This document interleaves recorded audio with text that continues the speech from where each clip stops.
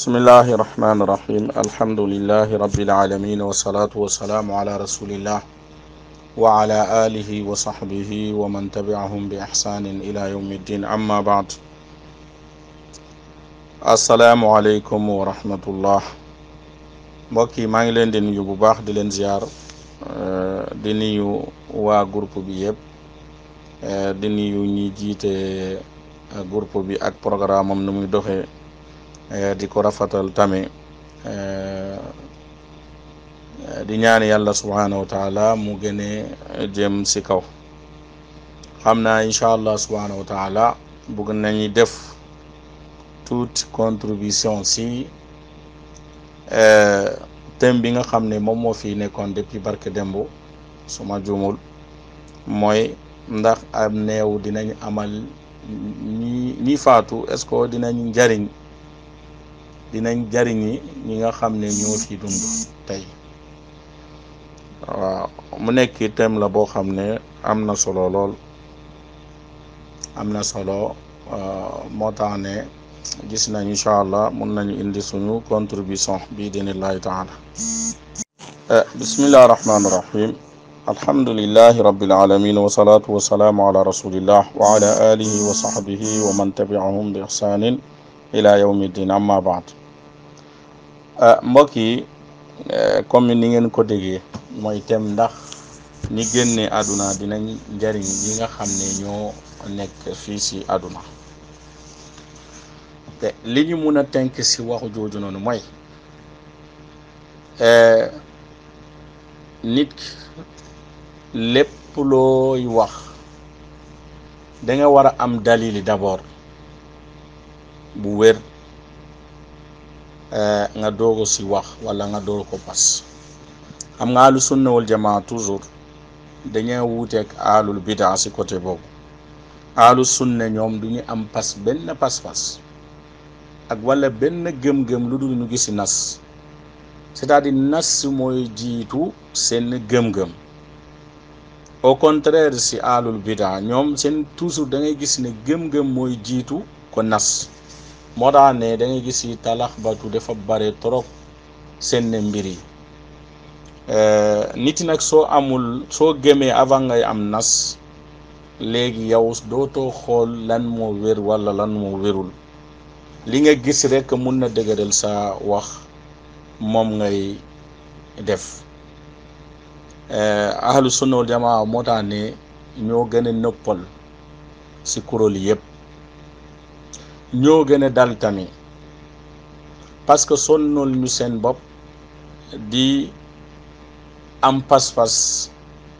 wala di wutu dalil loo xam ne gisuñu loo xam ne dafa ñëw si yonent bi alayhi salaatu wa salaam wala mu bàyyi ko si yàlla subhanahu wa taala bés bu ñu gisee dalil boo xam ne tamit dafa wér te duñu am kerse te duñu ragal kenn di wax ci mbir boobu noonu moo tax ne seen xel toujours day dal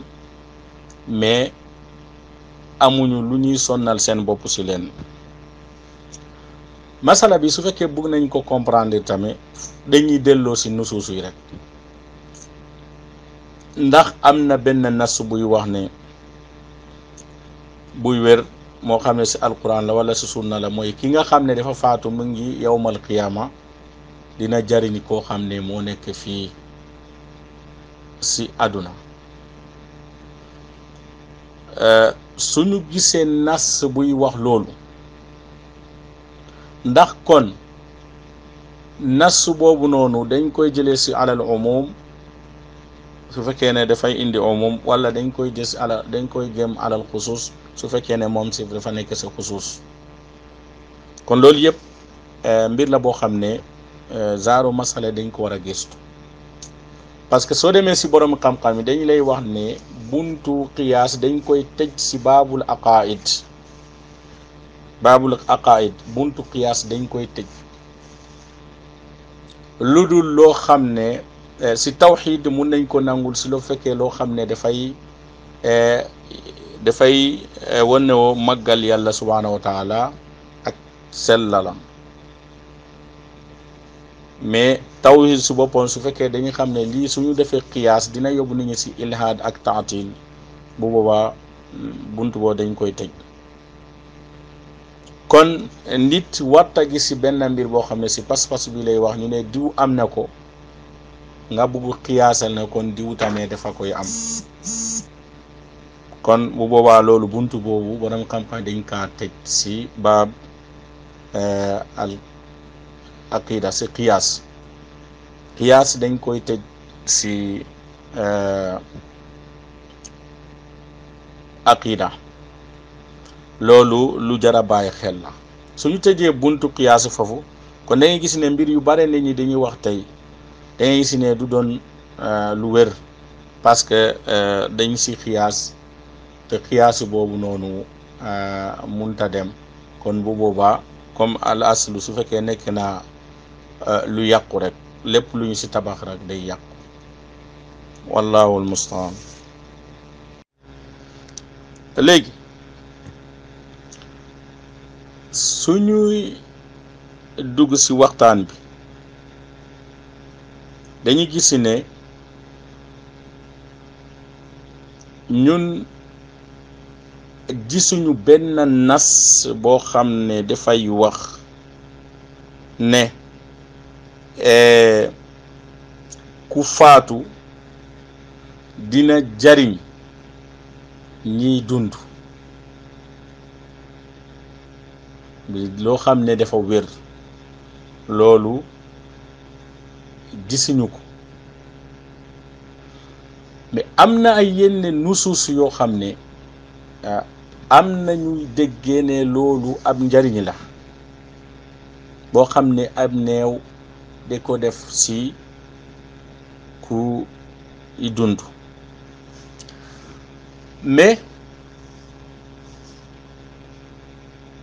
wax su ñëwee dañuy war a xool uruf waxu jooju wala ak uruful mutakallim, loolu dañ si war a xool. mais war nañ xool tamit siyaaxul kalaam, siyaax bi nga xam ne moom la waxu ji ñëw, loolu tamit dañ ko war a xool bu baax. loolu suñu ko amee rek dina am solo. ak tamit ñu comprendre muraadul mutakallim, parce que ñett yi nii suñ ko comprendre rek wax dëgg yàlla wax bi mun dégg-déggin mun na nekk njumte. donc su fekkee ne nit ki wax na, il faut ñu xam ñett yi d'abord, mooy siyaaqul kalaam si ban la bàyyi ko, ak muraadul mutakallim,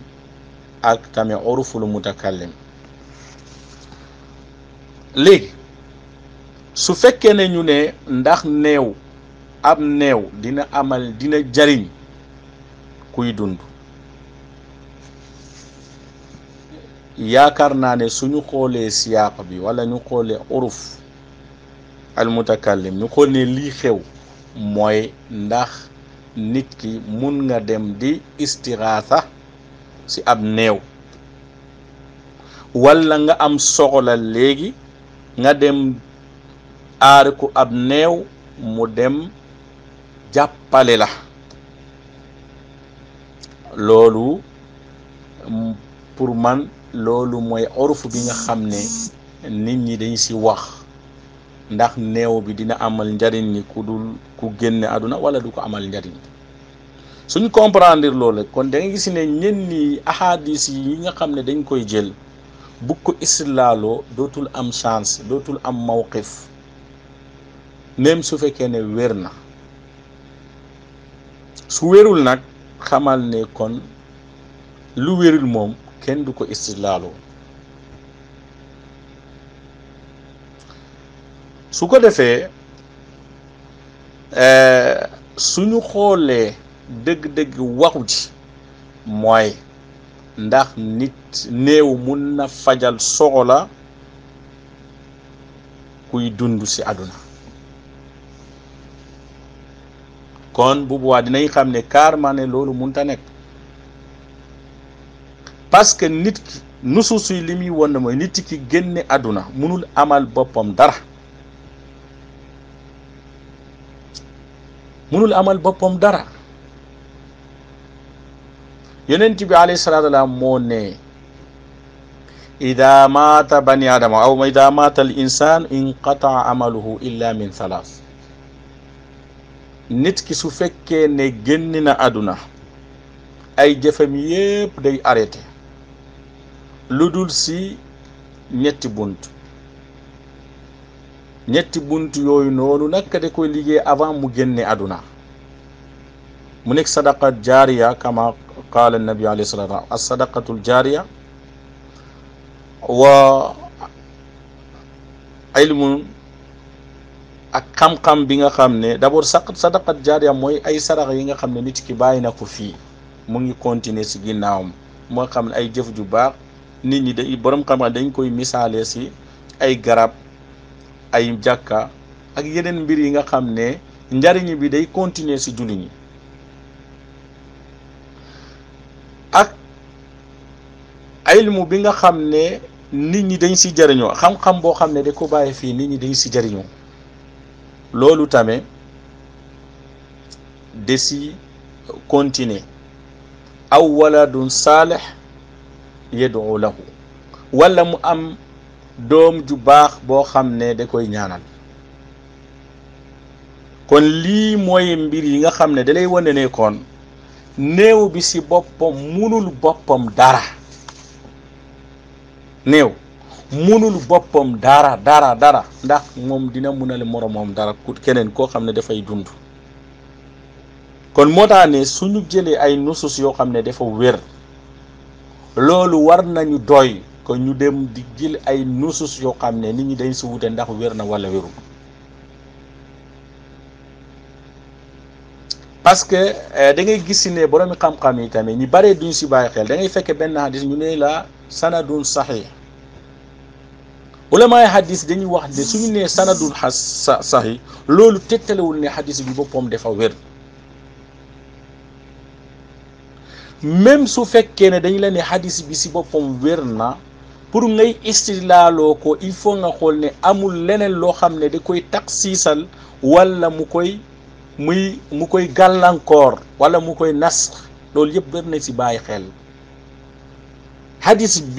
bu wér la yonent bi alayhi salaatu wa salaam wax na ko amul benn sikki saka. kon suñu xàmmee ne néew bi munul jariñi boppam dara kon war nga xalaati ne mu bañ a amal morom moom kiy dund dara min baabi awla. wallahu aalam. léegi comme nee nañu leen gisuñu benn xadis boo xam ne dafa wér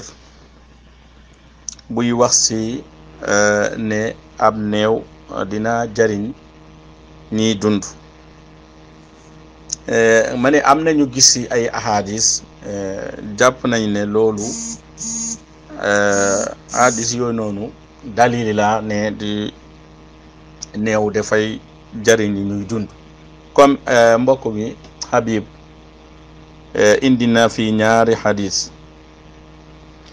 beneen bi de ko jëlee si nee na axrajahu Ahmad ibn Hanbal fi musnadihi an Anas bun Malik. mu ne tamit après ba mu indi hadis bi mu ne hadis bi mooy يقول قال النبي صلى الله عليه وسلم إن أعمالكم تعرض على أقاربكم وعشائركم من الأموات فإن كان خيرا استبشروا به وإن كان غير ذلك قالوا اللهم لا تمتهم حتى تهديهم كما هديتنا. مدالوان حسن لغيره. beneen bi mu ne wa axraja at-Tayaalisi fi musnadihi an Jaabir ibn Abdillah radiyallahu anhuma annahu qaal donte ne moom bindulu radiyallahu anhuma mais loolu yalzamu an taqra hakada qaala qaala rasulullah sallallahu alayhi wa sallam inna a'maalakum tu'radu ala ashaa'irikum wa aqribaa'ikum fi quburihim fa in kaana khayran istabsharu bih wa in kaana ghayra dhalika qaalu allahumma alhimhum an ya'malu bi ta'atika mu daal di wax ne mu ne xasanun li gayrihi. da nga gis ne ñaari xadis yi nga xam ne mbokk bi indi na ko fii indul benn sanad pour nit ñi xam ko ne pour ñu xam carrément démb laaj naa ko tamit ma ne ko mu wax ñu ne téere bi fan la ko jële kan moo wax waxu jini di ne xasanun li gayrihi la, mais malheureusement gis ma si moom benn jawaab. xam nga toujours waa bidaa lii la ñuy def, dañuy indi ay mbiri te duñu si gëstu lu bare, bugg jéem a jàpp ne loolu mooy xam-xam te fekkee du dara. même su fekkee ne moom nee na nañ ko fekkee ne mu ne xasanu li gayrihi la, ñu ne d'accord nañu loolu xasanu li gayrihi la, mais gis nañ loo xam ne dafa wér saxiix la, mooy ida mata al insaan inqata amaluhu illa min thalaas, mu nekk si saxiixul muslim, mu nekk saxiix muslim, wala ida mata bani adama aw kama qaal, loolu lu hadis bu wér la, amu si wérante. kon loolu da ngay gis ne kon su fekkee ne yem nañu fi kese, su fekkee ne saxiix ak xasanu li gayrihi suñu wuute,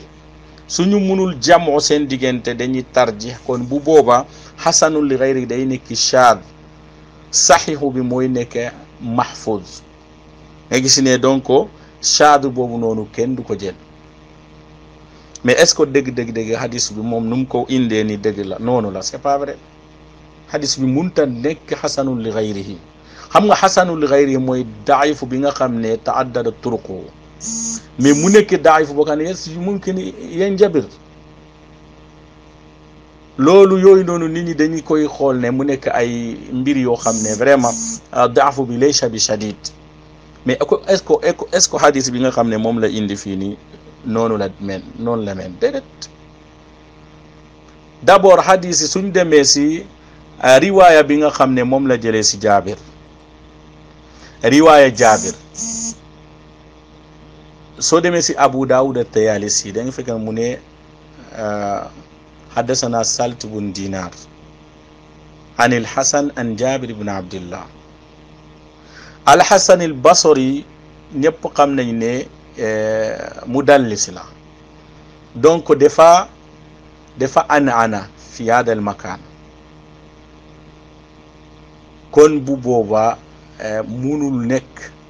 munuñu nangu mbir bi nga xam ne da ko riwaaya si ana su fekkee ne gisuñu fenn foo xam ne dafa tasrix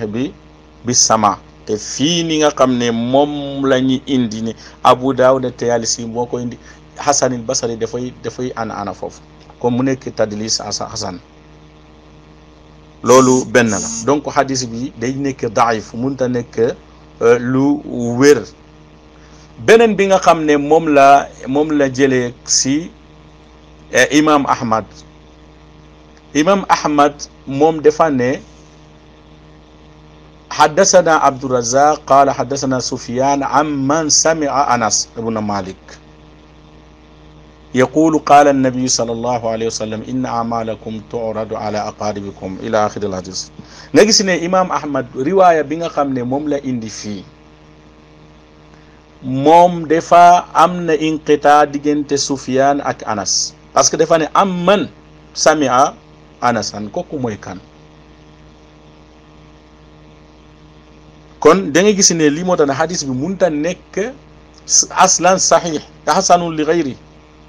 day nekk daif. moo tax ne Shuayb Arnaout ba mu njëkk dafa ne isnaaduhu daifun li ibhaamil waasita bayna Sufyaan wa Anas. mu ne wa haada al hadis tafarrada bihi al imam Ahmad. kon nga gis ne hadis bi turuqu Anas ñëwul fenn lu dul fii nii, te mu nekk loo xam ne dañ ko riwaaya Sufyaan ba mu ko riwaaya da ko riwaaya si amman. loolu mu nekk loo xam ne mubham la, yakunu majhulan aynan aslan. kon boo majhulul ayn riwaayatu ma tastati an yakuna kii mun da nekk loo xam ne yataqawwa bi gayrihi. kon su ko defee da ngay gis ne kii wax ne xasanu li gayrihi imma xamul dara wala dafa bëgg lentale dëgg. wallahu aalam. kon léegi mbokki lii moo lay won ne xadis bi nga xam ne moom la Habibu doon bëgg istidlaalo di ne néew day amal njariñ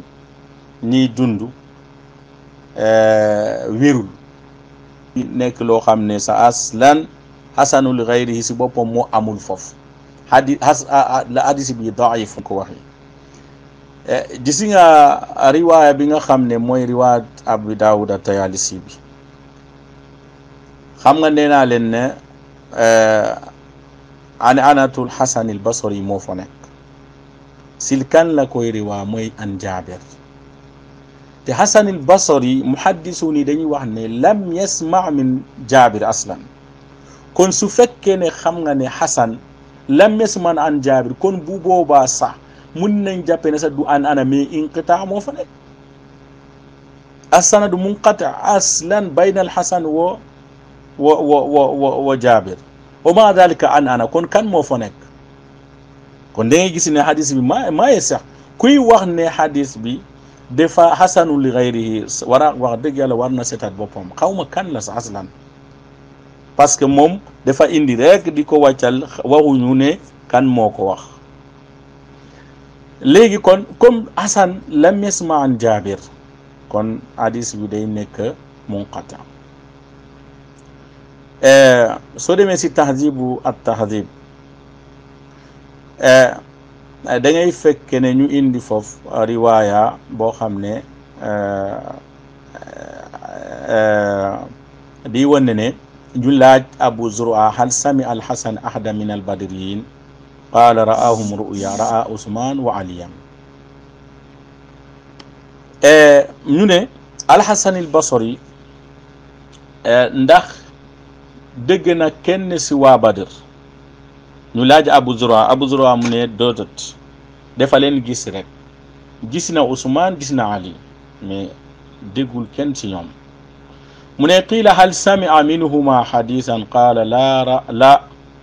ñu ne ko ndax dégg na si ñoom benn hadis mu ne déedéet. ra'a aliyan bil madina dafa gis Ali bil madina si madina la ko gis. wa xaraja Ali ila al kufa wal basra wa lam yalqahu al Hasan ba'da dhalik. nee na Ali ibn Abi Talib dafa génne dem Kuufa ak Basra dajewaatuwul ak Al-Hasan. kon Al-Hasan déggul déggul Ali ibn Abi Talib benn xadis. lii nag day tax ne dinaa ñëw xam naa loolu dinaa ñëw si tasawuf parce que ñoom seen itimaad yi bare mooy diggante Al-Hasan ak Al-Hasan al-Basri ak Ali ibn Abi Talib te muhaddis yi li ñu wax mooy Al-Hasan lam yasma an Ali shay'an. léegi nag moo daane toujours damay wax ne gis nga aw tasawuf min ajhali nnaas bil manqulaat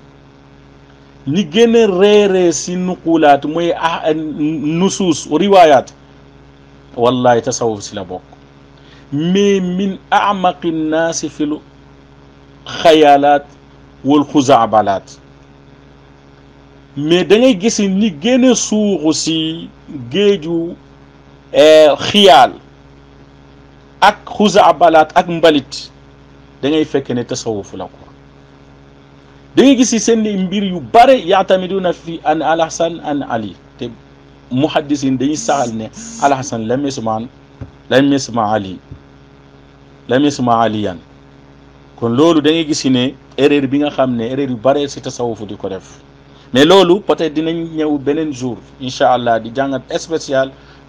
sama Hasan min Ali ibn Abi Talib radiyallahu anhu wa rahimallah Hasan. mu ne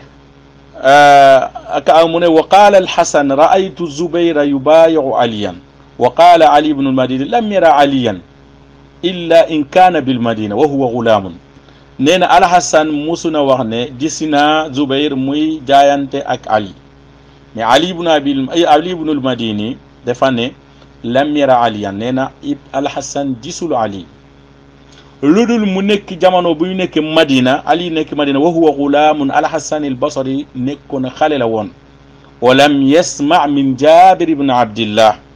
i dégg nga Ali ibn Madini mooy waale mu ne al-Hasan déggul ci Jabir ibn Abdillah wala min Abi Saïd walam yasma min ibn Abbas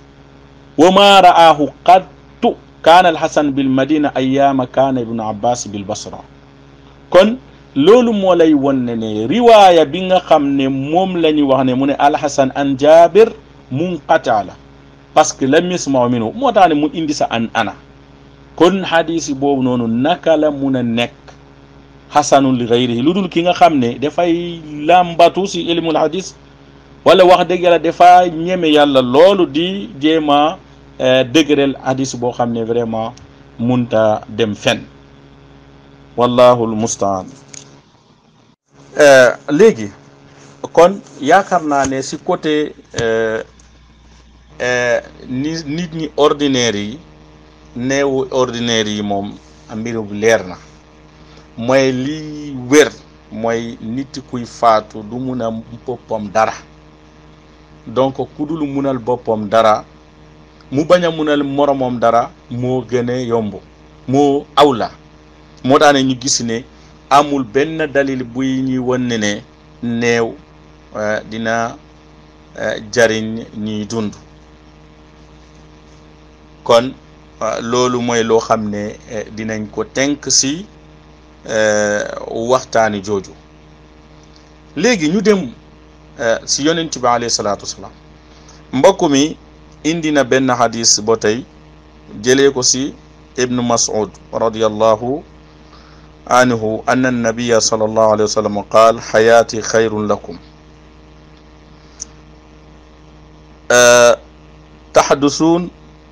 taxdisuun wa yuxdasu lakum wa wafaati xayrun lakum tu'radu alayya a'maalukum fama ra'aytu min xayrin hamadtu llaha alayhi wa ma ra'aytu min sharrin istaghfartu llaha lakum.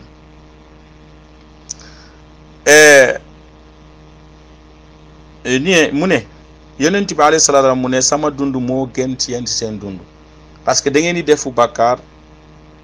tax de suuna mooy ngeen da ngeen di beesal ay mbir dinañ leen beesal masalan suñu bëgg a tënk mooy da ngeen di defu bàkkaar ñu jéggal leen wallahu alam. mu ne mais su ma génnee àdduna dinañ ma indi seen ay jëf su ma gisee lu baax ab yiw ma sant si yàlla si loolu mais su ma gis si loo xam ne ab lu bon la ma jéggaloo leen yàlla subhanahu wa taala.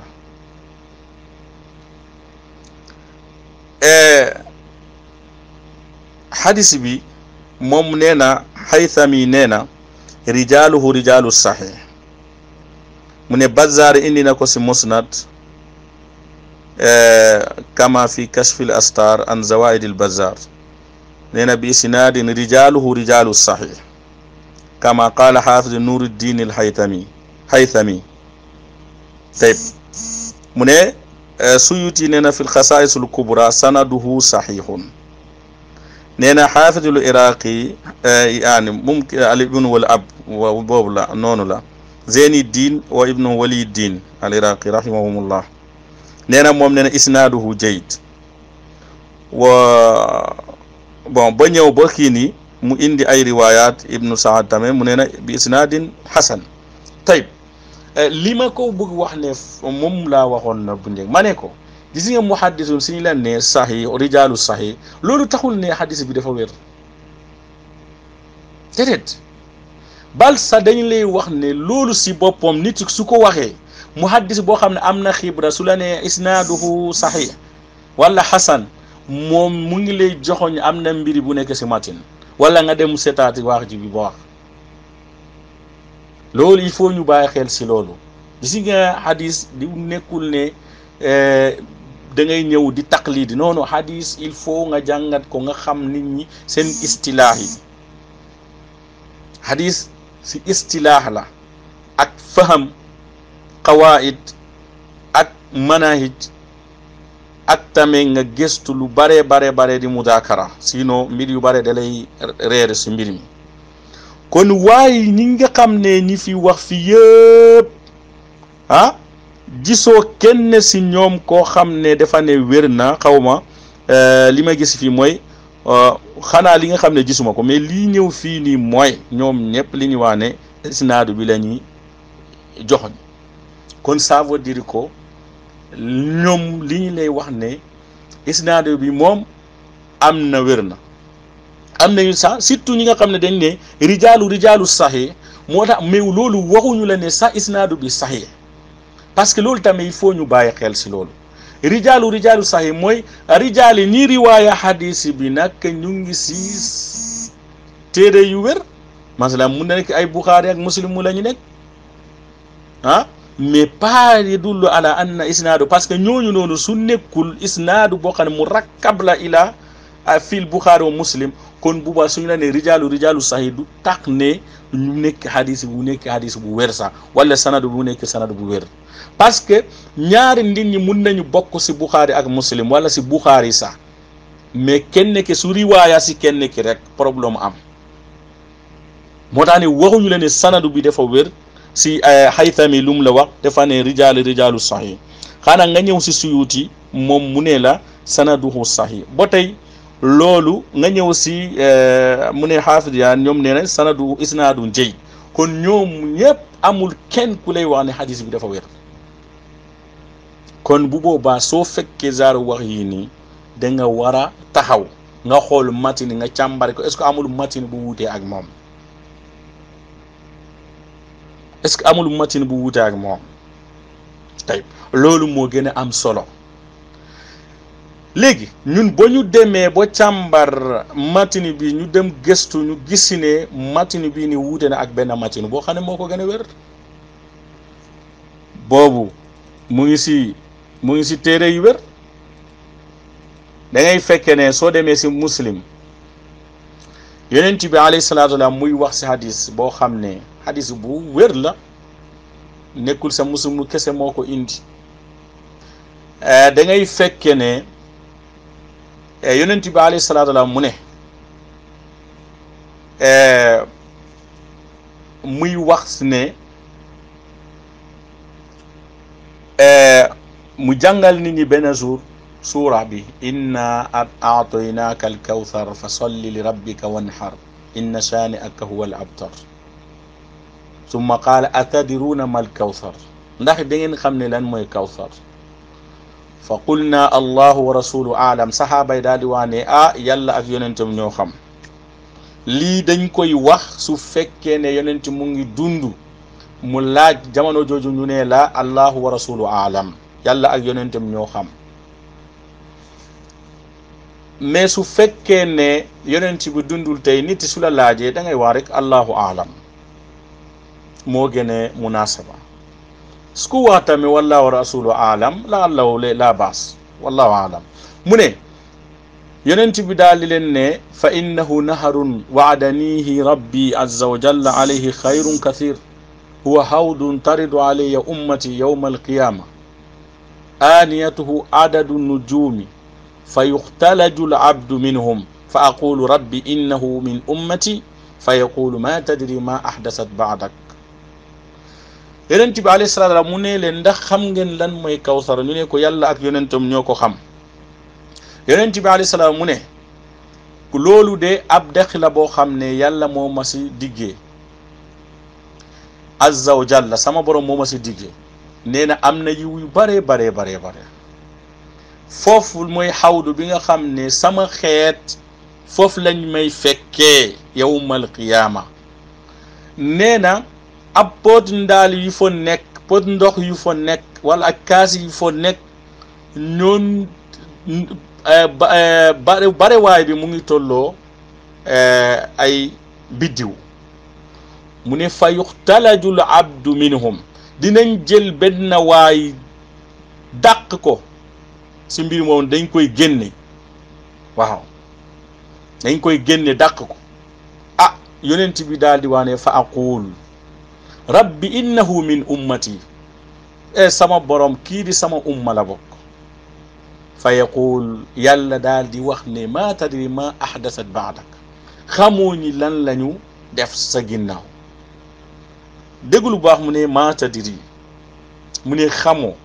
kon lii day won ne dalil la boo xam ne yonent bi alayhi salaatu wa salaam li xeetam di def fii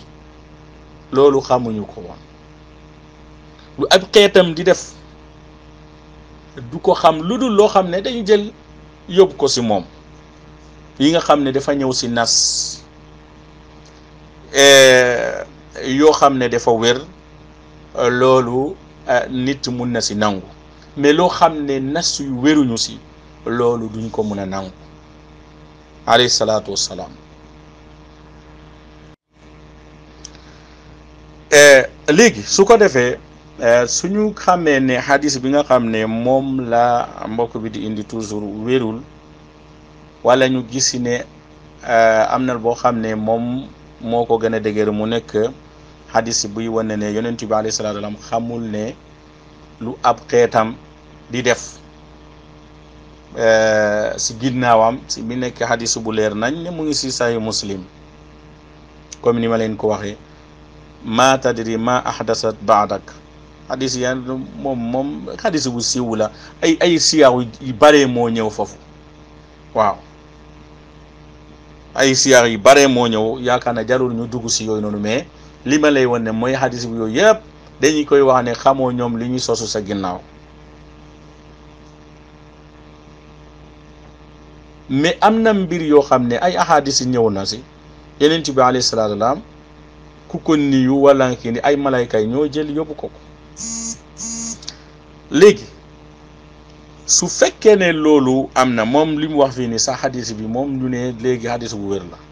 mais moom noonu comme li ñu leen doon wax ne mooy buntu tawxid, buntu aqida, qiyaas du fa ñëw. mooy yonent bi alayhi salaatu wa salaam ñu waxaat démb wax naa ko, am na ay ahadis yi ñëw ne ambiya u ahyaau fi quburihim. kon ñoom ñu ngi façon dund boo xam ne yàlla ko xam nu ñuy dunde ci seen qubur yi, mais nekkuñu amwaat comme ñeneen ni amwaatu ordinaire yi. donte ne gëndi nañu ci mbir mu àdduna bi,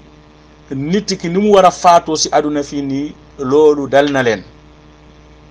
gëndi nañ ci àdduna fii nii dootuñu fi ñëwaat. loolu mooy pas-pas ahlu sunna wal jamaa, ba loolu mooy pas-pasu julli ñi. Ibnu Hazm dafa naqal ijmaa di wax ne ay ambiyaaw yonent bi alayhi salaam ñi mel noonu soo fi génne àdduna dootu fi ñëwaat si kaw suuf. kon loolu moom lu leer la. hadis bi nga xam ne mooy ne fi quburihim ahyaa fi quburihim, loolu dalil bu leer naññ la bi won ne kon ñoom si seen qubur lañ nekk mais dootu ñëwaat si kaw suuf fii. kon ki la wax ne daje na ak yonent bi si palaasi sàngam fii si kaw suuf waxul lu am parce que ay dalil yu leer nañ mooy wane noonu. bal aslul insaani mooy su faatu dootu ñëwaat.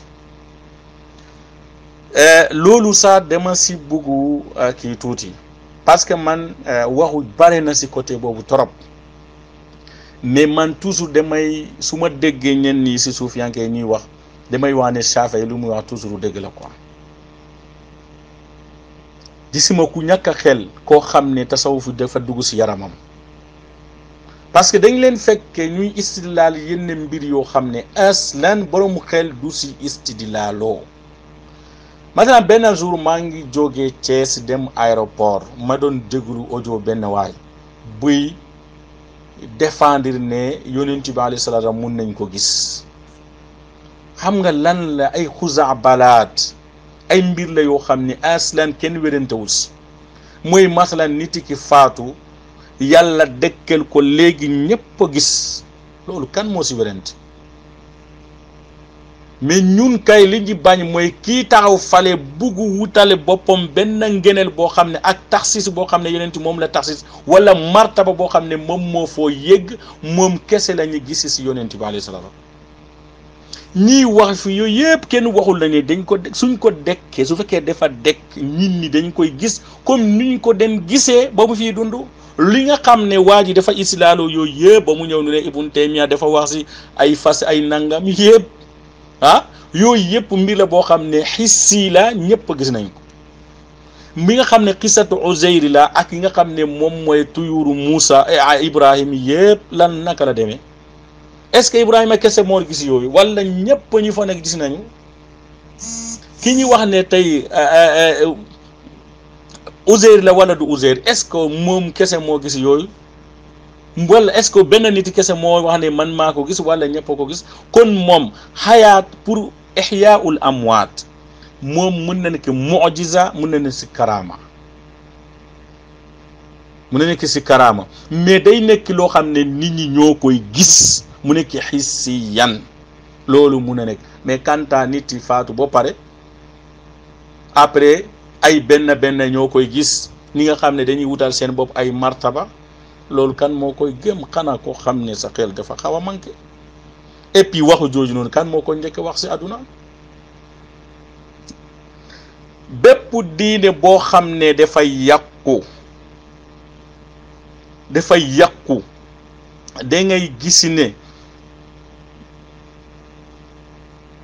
da ngay gis ne moo génne neew ko diine bi nga xam ne abu yàqam dafa génne ñu ne dañaa dajee seen yonent gannaaw ba mu gaañu histoire de man ki ma xam ki njëkke wax ne moom daje na ab yenent bu génne fii si àdduna mu dajewaat ak moom mu jox ko mission mooy bolis nasaraani bi nga xam ne ab yahudi la mu tàmbalee di indi benn mission boo xam ne nasaraan yi xamuñu ko gannaaw loolu ñi koy wax si nasaraan yi bare na dégg naa ñiy wax ne gis daje na ak diw avant bolis histoire bi gisuñu kenn ku musa wax loolu yahudi yi ak seen bonte yëpp musuma dégg ñu ne benn yahudi musuna taxaw ne mu ne daje naa ak Moussa mu jox ma beneen mission Ibrahim noonu ak keneen kon da ngay gis ne nii taxaw fii nii tey di wax ne gis nañu yonent di kii ne ñu kan moo ko sos wax jooju noonu wax tariqatu bulisi la pour man li yonent wax ne duñu fi dëj ba nit ñi di topp sunanu nasaara wala ak yahud wallahi saa su ne soo xoolee da ngay gis ay mbir gëstu leen ne taarixul islaam ku njëkke dëgg di wax ne moom gis na yonent bi alayhi salaatu wa salaam yaqadatan wala mu jox ko benn affaire man de li ma gis ki gën a siiw si ñoom mooy ki njëkke bu ma gis man mu siiw mooy Ibnu Arabi bi nga xam ne ñi ko julli ñi kaadu yajma'una ala kufrihi ñi bare dañu koy ne borom xam-xam yi dañ koy takfir moo xam ne si jamonoom la wala ñi ñëw si ginnaaw ba am nit ñi di taalif ay téere biqaa yi ak ñoom saxaawi di defar ay téere pour wane nit ñi haada rajul kaana kaafiran aw zindiqan mooy Ibnu Arabi bokk na ñi siiwal ne ñoom di si nañ yonent jox nañ la seen téereem boobu noonu mu ne yonent moo ko jox mooy xaw ma fusuusu la kon loolu mooy iskaaliya bi lii bolis histoire moom lañ gis mooy njëkk waa ne daje na ak yonent ba gannaaw ba mu génne àdduna Abdullah ibnu Saba mu ñëw di manipuler mbir moomu noonu raja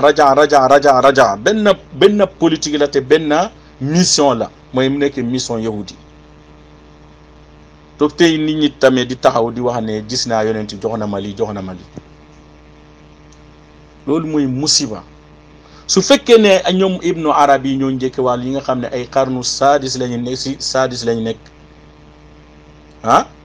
wala xarni saabi léegi ñoom ñooy wax ne gis nañu daje nañ ak yonent bi alayhi salaatu wa salaam mu jox ko nangam loolu xam nga loolu musiba ki nga xam ne 638 ñu ne si la génne àdduna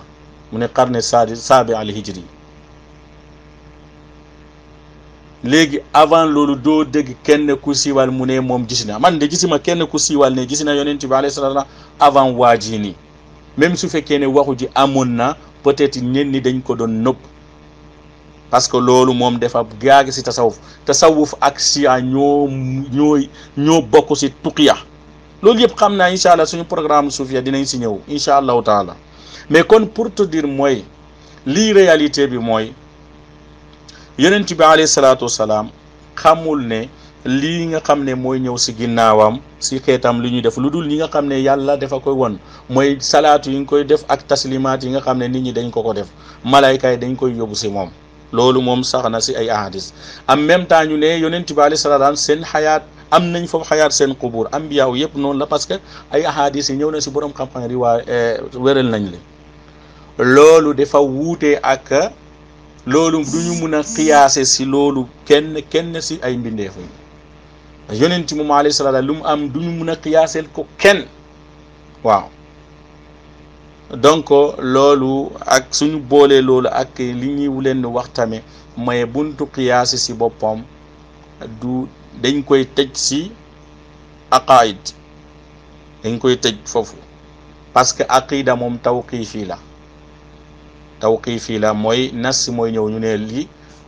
amoo nas déedéet. wallahu taala alam. mbokk yi am na lu waa ji indi tamit def ko dalil pour ne ab néew dina amal ñiy dundu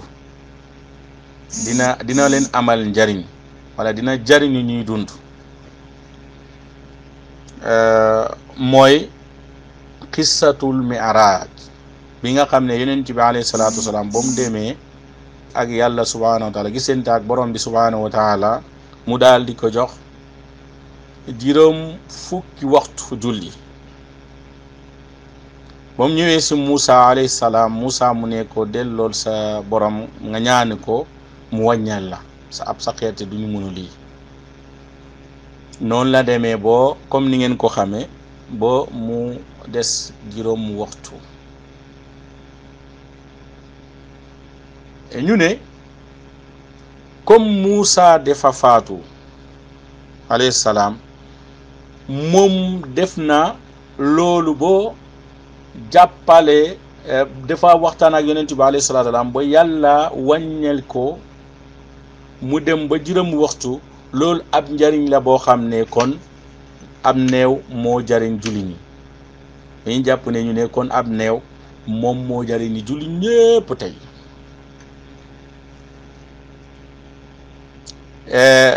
bala may wax lu si loolu damay far wax ne toujours chia ak tasawuf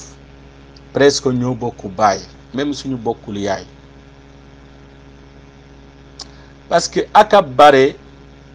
ngay fekke ne ci suufiya dañuy jëlee dalil boo xam ne ab rafidi ñoo ko wax surtout jamono WhatsApp mii nii damay gis xale yi tasawufu ay waxu yu bare soo demee au fond da ngay fekke ne lii ay ab siyan yi ñoo ko wax surtout suñuy tuumale ahlu sunna parce que lu tax ñoo bokk si hadaf benn manhaj seen ñoo bokk manhaj si xuzaabalat la ñu gëm ay shirk la ñu gëm moo tax ne lépp loo xam ne day défendre shirk bi da ngay fekke ñoom ñaari ñoo koy def si umma bi. koo gis muy kiri si ay néew yi soo ko laajiwul sax xamal ne imma mu nekk rafidi wala mu nekk mutasawif ñoom ngay gis ne di kiri si ay néew. moo tax ne waxu ji ni depuis ay daaw yooyu noonu ma dégg ko benn ab suufiyanke jaaxanke muy waxu ji kooku radd naa ko alhamdulilah rabbil alamin boobu ba léegi dégguma ko muy wax parce que moom boobu moom jaaxanke la kenn du wax ne déggoo jaaxanke léegi muy istilaalo moom kaana awwalu marra may dégg saar wax ne di wax ne di jéem a istilaalo loolu noonu di ne ab néew mun na amal nit njariñ parce que Moussa def na nangam ak nangam ak nangam. après benn jour may def gëstu encore ma fekke ne ak rafidi yi ñooy istilaaloo même hadis bi ak même waxu ji ba muy wax ne yéen wahabi yéen ngi wax ne ab julit ab nit néew du ko amal njariñ. léegi Moussa fu mu nekk ni moom mooy jariñee nit ñi ñëpp. waaw loolu ma fekk ay rafid yi di ko wax seen site. kon ma xam ne da ngay gis ne ab rafid yi toujours soo leen fekkee li ñuy wax suufiyanke dañ koy naqal. ab benn jaaxanke suufiyanke tamit mus naa ko dégg muy tuumal Salih Fawzan wala iyaadu billah nee na dafa changé benn wax si benn hadis boo xam ne nee na Tirmidi riwaa bi dafa ne atrati moom dafa ne kitaabullah wa sunnati ñu askane loolu su Tirmidi ma dégg encore Muhammad Habib Diop muy naqal même wax te fekkee ne benn rafidi moo wax waxu jooju benn rafidi moo wax waxu jooju noonu di jéem a tuumal Salih Fawzan. am na mbir yu bare haddis wala xaraja da ngay gis ne ab rafidi tey lépp lu ñuy wax ab suufiyanke moom lay jël di sànni ko ahlu sunna. kon ça veut dire que ñoom ñoo bokk ci benn hadaf même su fekkee mën ji xaw na wuute tuuti. ñoom ñëpp ay xubóor yu lañu parce que ñi nga xam ne ay néew toujours day yitee pour njëriñ buy jógee ci néew ñëw ci ñoom kese nga koy fekke ci monde bi wallahu almustaan. kon hadis boobu noonu li ñuy wax foofu noonu peut-être du bare. mooy d'abord waxu jooju noonu dafa nekk ci beneen monde du ci kaw fii nii du suñu dund bii nii non moo tax ne suñu dund bii nii musuñu gis benn xadis bu suñu yonent bi alayhi salaatu wa salaam muy wax ne daje naa ki yonenti sàngam après mu defal ma lii. loolu tamit li tax ñu kii nii parce que ñoom ñaari dañaa dajee foofu kon ñaari yi ñi dajee benn barab ñoom ñëpp loolu mbirum bërëb boobu la. ñu ñëpp xam nañu ne aalamul ulya li fon nekk mooy asamaan ak yi nekk ci suuf dunduy sa bokkul tamit ab yonent la ñoom ñu ngi dund comme li ma leen waxee comme ay hadis yi ñëw nañu al anbiya ahya fi quburihim am na riwaay yoo xam ne ñu salloon ñu ngi julli ci seen bàmbeel. kon loolu mënuñu ko qiyaas ak ñi nga xam ne ay néew ordinaire lañu mais ñaari nit ñi fu ñu dajee ñoom ñëpp ñu dajee kii nii kon foofu noonu mun nañu amal njariñ. masala jëleel misaal yawmal qiyaama nit ñi dañ fay daje foofu dinañ amal njariñ foofu parce que njariñ bi foofu noonu si face à face la bokk na si ràññee bi nga xam ne ràññaan ni shafaa bi nga xam ne dafay am foofu. yonent bi alayhi salaam dina am shafaatu kubra am na juróom shafa yoo xam ne moom kese moo koy def mu ngi si téere kon loolu njariñ la. en même temps yeneen ni nit ñi ay borom yu baax yi mooy ñi nga xam ne yàlla dafa leen ni baaxee dinañu ràmmu si ñi nga xam ne tamit yàlla baaxee leen pour ñu am ku leen ràmma loolu day am. kon loolu mais si bërëb boobu la mais en tant kuy nekk barzax ndax di nga amal njariñ koo xam ne dafa nekk si kaw suufu fii nii loolu gisuñu si benn dalil te dalil bi nga xam ne moom lañ jëlee nii loolu munta nekk parce que loolu si kaw la mbir moomu si kaw la te ñoom ñaari ñoo foo nekk moo tax ne kon atte bu nekk fale munoo ko atte fii si kaw suuf munta nekk wallahu taala aalam. kon mbokki lii la ñu am li nga xam ne indi nañ leen ko si buntu bi mooy d'abord suñ ko nar a tënkee mooy amul dalil buy ñëw bu ñu gis ne bu wér bi ne néew day njariñ ñiy dund fii si kaw suuf amuñu si lu leer.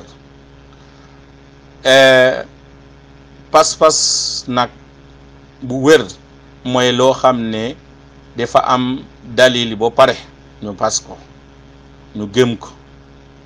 mais bépp gëm-gëm boo xam ne àndul ak dalil loolu gëm-gëm bu bon la. loolu du gëm-gëm l'islam parce que l'islam lépp luy pas-pas l'islam da lay indi lu leer nañ mu tekk sa kanam mu ne lii mooy am lii moo nekk nga daal di ko gëm mais su fekkee ne yow da ngay gëm di daal wuttu est-ce que yàlla wax na ko wala yàlla waxu ko da ngay sonal sa bopp loolu baaxul. loolu ab taassub lay indi boo xam ne du la amal benn njariñ lu dul xol bu metti ak coono bu bare. kon ndax l'islam lépp loo xam ne mooy lu baax leer na nañ lépp loo xam ne warta nekk ci l'islam dàq na ko mu daal di ko aar encore mbir yi nga xam ne mun na xew fekkee yonent bi alayhi salaatu wa salaam génn na fii ci àdduna mooy ay bidaa ak yenn afkaar yu bon mu daal di ñu wax ne wuute dina am mais su wuutee am rek solution bi mooy sunna su yonent bi alayhi salaatu wasalaam ak sahaaba yi kon loolu mooy solution bi yàlla subhaanahu wa taala loolu la ñuy wax tamit suñu wuutee rek nañu delloo ci alquran kitaabullah ak sunna su yonent bi alayhi salaatu wasalaam lii mooy jullit ñi seen manhaj bi nga xam ne seen borom loolu la leen jox te yonent bi alayhi salaam loolu la leen jàngal yonent daal di ñu moytandiloo yi nga xam ne dañuy ñëw di sosaat ay mbir yoo xam ne kenn xamul fan la bàyyi ko mu ne loolu yëpp nañ ko bàyyi iyaakum su ñëwee mooy loo xam ne dañ si war a daw sax kon suñu fekkee ne yonent defal ñu ne iyaakum wa muhdasatul umur fa innaha dalala kon ni ngi gis ne loolu nit ñi war nañ ko daw lépp loo xam ne nit ñi doolu lañu sos moo tax soo demee ci borom risala tamit même chose la wax da ngay bàyyi lépp loo xam ne bidda akati loolu lañu sos ci kaw suuf wallahu taala alam wa sallallahu sallam ala nabina muhammad